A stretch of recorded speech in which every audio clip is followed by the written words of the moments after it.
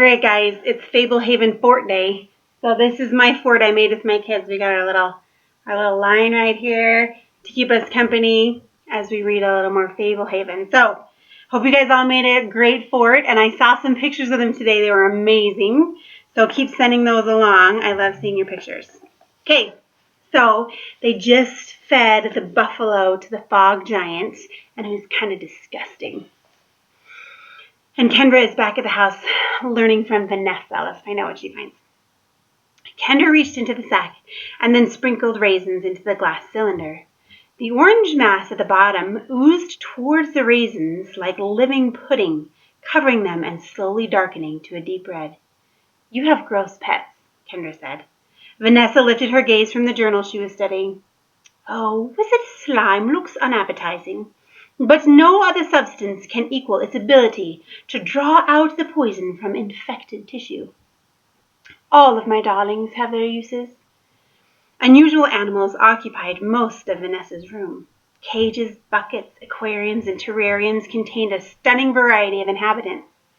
Whether they looked like reptiles, mammals, arachnids, amphibians, insects, sponges, fungi, or something in between, they were all magical. There was a colorful lizard with 3 eyes that was nearly impossible to pick up because it could see slightly into the future and avoid your every move. A hairless mouse that transformed into a fish if you dropped it into water, and a bat who shed her wings bi-weekly. If the discarded wings were quickly pressed against another creature, they would take hold and grow. I want those wings on me. Vanessa had used them to create a flying rabbit. Aside from the dozens of life forms in their respective containers, stacks of books dominated the room. The majority were bulky reference books and leather-bound journals of previous Fablehaven caretakers. Bookmarks protruded from the journals, marking pages of interest Vanessa had discovered during her research. "I'm not sure I could sleep, surrounded by so many freaky animals," Kendra said. Vanessa closed the journal she was reading, marked the page with a silk ribbon, and said, "I've rendered the truly dangerous whirligigs harmless, like the Drummonds. None of the creatures I brought into Fablehaven could cause anyone serious harm." "I got nipped last night," Kendra said, holding out her arm to show the bite marks in the crook of her elbow. "Slept right through it." "I'm sorry," Vanessa said. "I have 15 in the cage now." "Which means 4 are running loose?" Kendra said gruffly, imitating Coulter. Vanessa smiled. "Oh, he means well. He's not winning any points by taking off with Seth and leaving me behind. If he gave me the choice, I would probably volunteer to skip some excursions. I mean, I could probably go my whole life without seeing a buffalo eaten alive and be just fine. But being told to stay behind feels different." Vanessa stood up and crossed a chest of drawers. "I suspect I would feel the same way." She opened a drawer and started rummaging. "It seems only fair that I should share a secret with you." She removed a candle and what looked like a long, translucent crayon. "What are those?" Kendra asked. "In rainforests all around the world, you can find tiny sprites called umites that make honey and wax like bees. In fact, they dwell in almost hive-like communities. This marker and candle are both composed of umite wax." Vanessa wrote on the front of the drawer with a clear waxen marker. "Do you see anything?" "No." "Watch." Vanessa struck a match and lit the candle. Once a flame burned on the wick, the entire candle glowed yellow, as did the marker, as did a vivid message on the front of the drawer. It said, "Hi, Kendra." "Cool," Kendra said. "Try to wipe it off," Vanessa said. Sorry. Kendra tried to wipe away the words to no avail. As soon as Vanessa blew out the candle, the message vanished. Vanessa handed the crayon and the candle to Kendra. "For me?" Kendra asked. "I have spares. Now we can send each other secret messages and none of the boys will know. I always carry one of these markers on me. They write surprisingly well on nearly any surface. The messages are difficult to erase, and only those with a properly enchanted umite candle can read them. I've used umite wax to mark myself a trail, to send sensitive communique to a friend, and to remind myself of important secrets." "Thanks, what a great gift." Vanessa winked. "We're pen pals now." Seth watched Coulter mount the steps to the back porch and enter the house. He knew his window of opportunity might be brief, so he hurried past the barn to a tree beside a path into the woods. It was the same path that led to the greenhouse, where he and Kendra had harvested pumpkins the previous year. That morning, before anyone was awake, Seth had left a note at the base of the tree under a rock.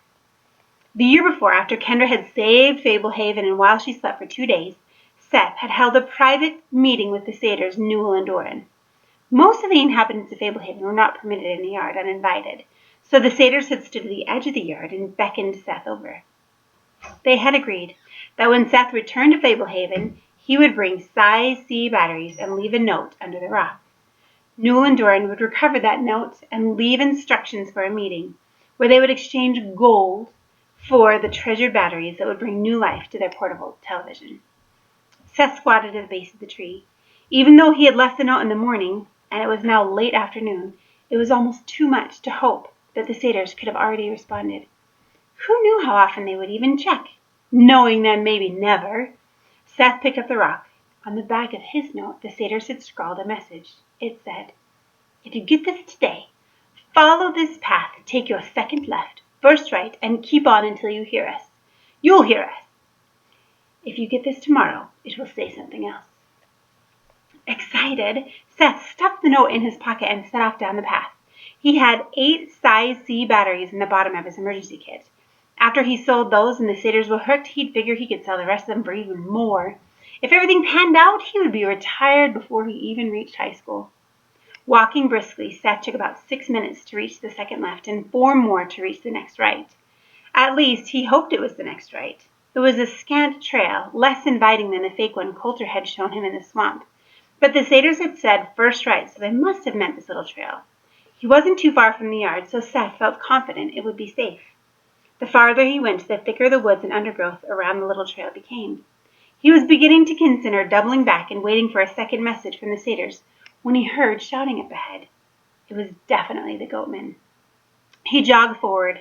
The closer he got, the more clearly he could hear them. "Are you out of your skull?" one voice griped. "That was right on the line." "I'm telling you, I saw daylight between the line and the ball, and it's my call," a strident voice answered. "Is that fun for you? To win by cheating? Why even play?" "You aren't going to guilt me out of my point, Newell. We better arm wrestle for it." "What would an arm wrestle prove? It's my call, and I say it was out." Seth had drawn even with the argument. He could not see the satyrs, but he could hear that they were not far off the path. He started shoving through the undergrowth. "Your call? Last time I checked, it takes 2 to play, and I'm ahead. Maybe I'll quit right now and declare myself champion." "Well, then I'll declare myself champion too, because that would be an indisputable forfeit." "Oh, I'll show you an indisputable forfeit." Seth pushed between some bushes and stepped onto a level, well-trimmed grass tennis court. The court had neatly chalked lines and a regulation-style net. Newell and Doran stood at the far side of the court, faces red, each clutching a tennis racket. They looked like they were about to come to blows. As Seth emerged onto the court, they turned to face him. Both of the satyrs were shirtless, with hairy chests and freckled shoulders. From the waist down, they had the furry legs and hooves of a goat.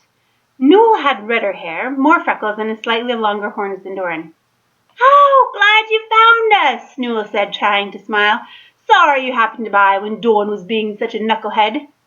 "Maybe Seth can solve this one," Doran said. Newell closed his eyes in exasperation. "He wasn't even here to see the point."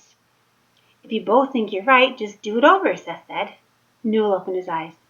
"I could live with that." "Me too," Doran agreed. "Seth, your new nickname is Solomon." And that's a different story. You could ask your parents about Solomon. It's a story in the Bible.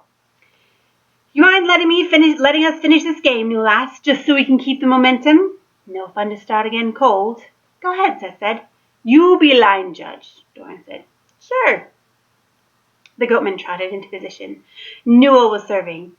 40-15, he called, tossing a ball into the air and hitting it briskly into play. Doran hit a hard cross-court forehand, but Newell was in position and hit it back with a gentle slice that took a soft bounce with a lot of spin. It looked unreachable, but Doran dove and managed to get his racket under the ball before the second bounce, popping it over the net. Newell had read the situation well, and he was already charging forward. As Doran scrambled up, Newell slammed the bar into the far corner of the court, bouncing it deep into the bushes.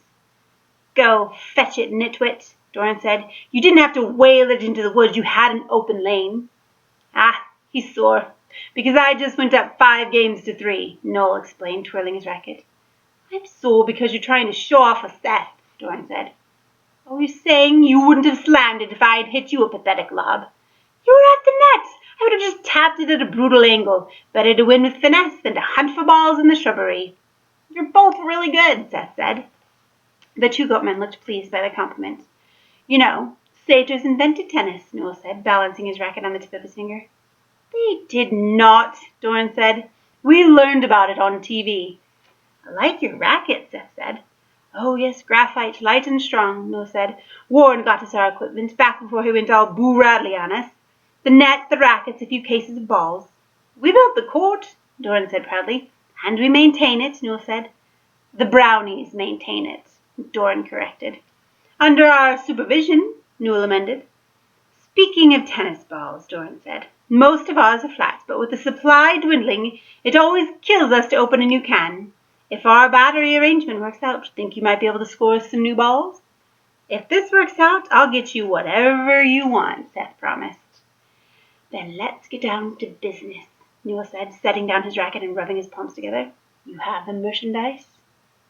Seth scrabbled through his emergency kit and pulled out 8 batteries, lining them up on the ground. Would you look at that? Doran marveled. Have you ever seen such a gorgeous sight? It's a start, Newell said, but let's face it, they'll run out before long. I assume there are more where those came from? Lots more, Seth assured him. This is just a test run. If I remember right, you said something about batteries being worth their weight in gold. Newell and Doran shared a glance. I think we may have figured out something you'd like even more, Newell said. Follow us, Doran said.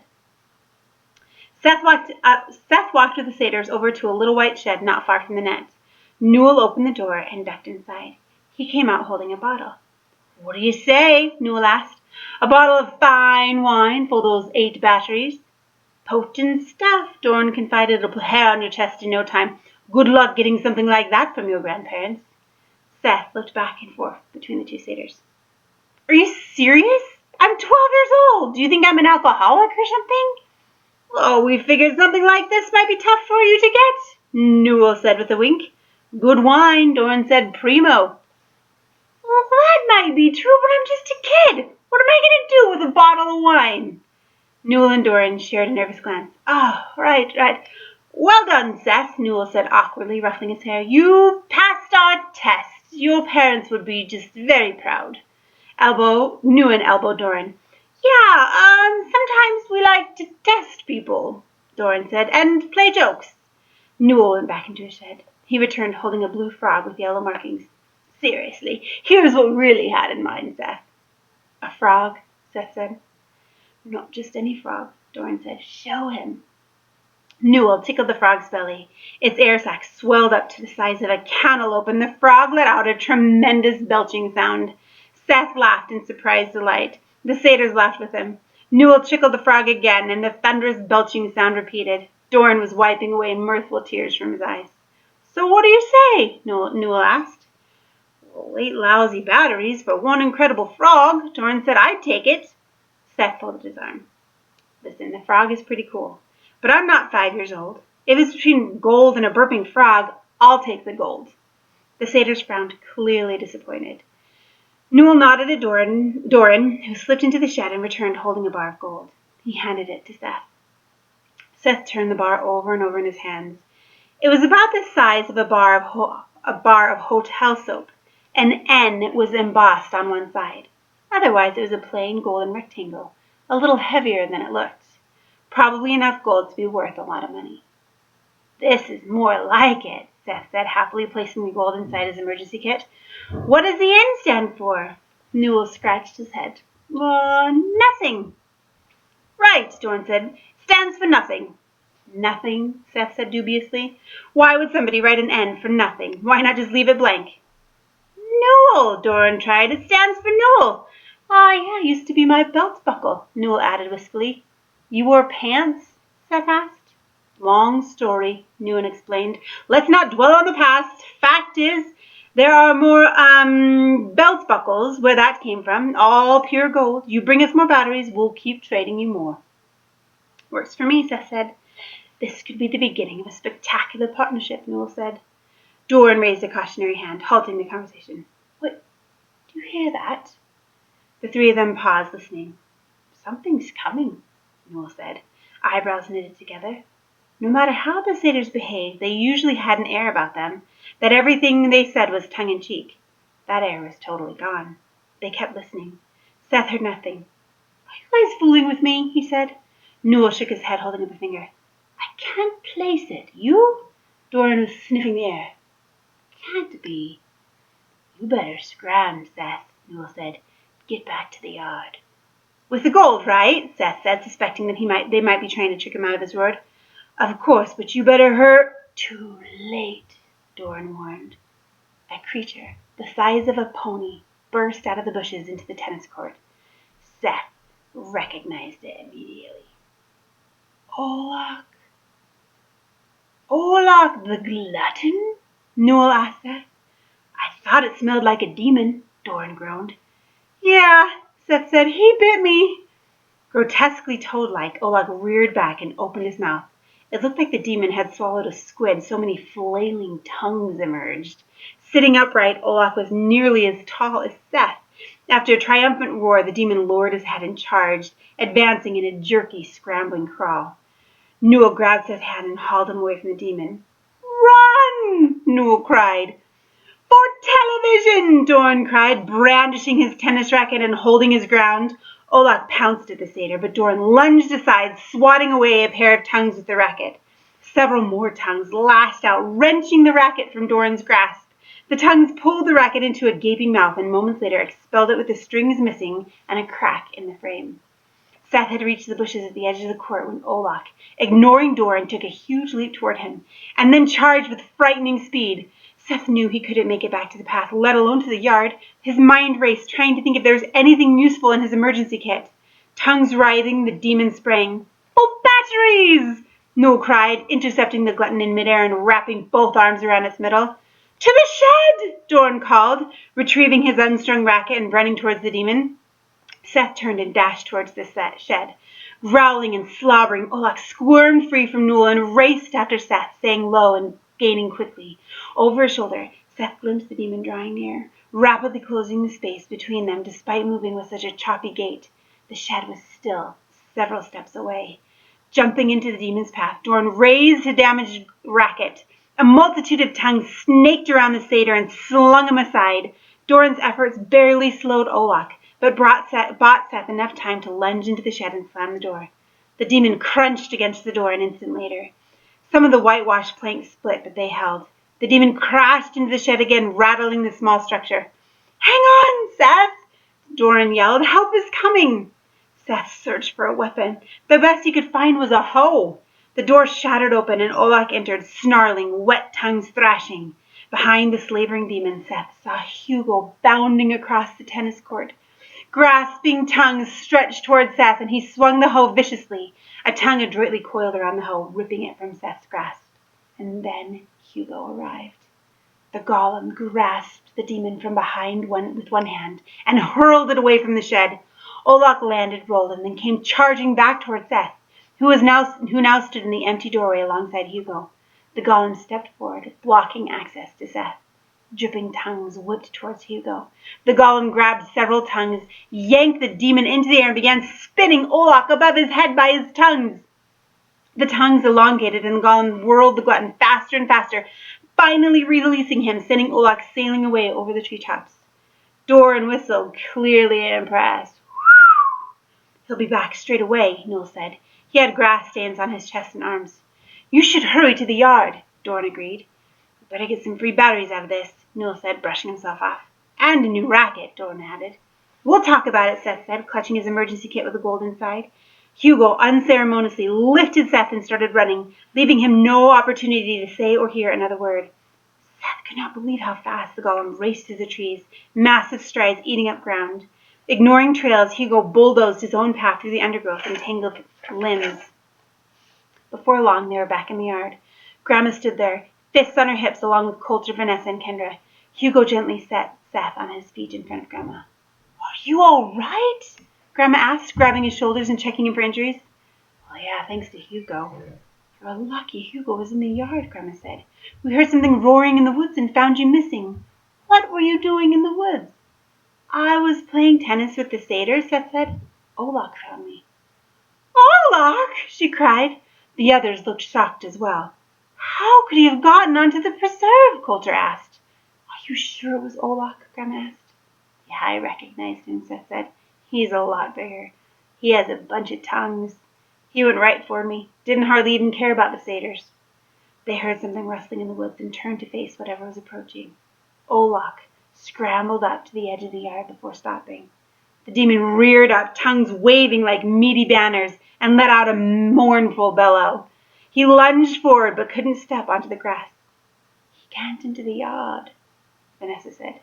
Not yet, Grandma agreed. Then how did he get onto the preserve? Coulter repeated. I don't know. But we better get to the bottom of it quickly, Grandma said. Can Hugo kill it? Kendra asked. Not likely, Grandma said. In fact, I expect that even at this size, if Olaf put his mind to it, he could devour Hugo piece by piece.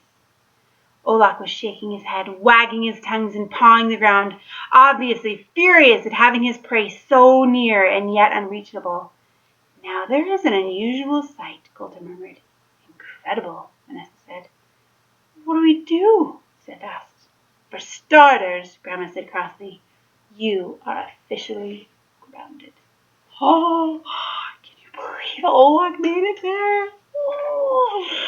Okay, chapter 11, our next chapter. Betrayal. Who do you think it is?